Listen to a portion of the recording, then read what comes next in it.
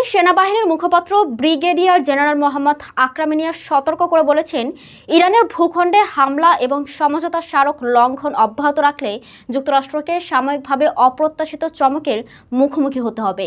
ইরানের ছাত্র সংবাদ সংস্থা ISNA কে দেয়া এক সাক্ষাৎকারে তিনি বলেন, যুক্তরাষ্ট্র যদি তাদের দুঃসাহসিক ও বিদ্বেষপূর্ণ নীতি চালিয়ে যায়, তাহলে অস্ত্রের ধরন এবং যুদ্ধের ভৌগোলিক পরিসর উভয় ক্ষেত্রেই এমন নতুন পরিস্থিতির মুখোমুখি হবে যা তারা কল্পনাও করেনি।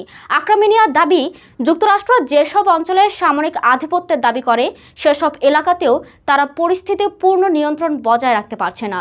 তিনি আরও বলেন, হরমুজ প্রণালী হয়ে ইরানি জাহাজগুলো এখনও ভারত মহাসাগরের দিকে চলাচল করছে।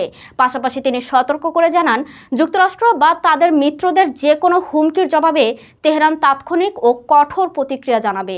উল্লেখ্য, পাকিস্তানের মধ্যস্থতায় যুক্তরাষ্ট্র ও ইরানের মধ্যে একটি সমঝোতা স্মারক হলেও হরমুজ প্রণালীকে কেন্দ্র করে দুই দেশের মধ্যে উত্তেজনা এবং পাল্টা হামলার অভিযোগ অব্যাহত রয়েছে।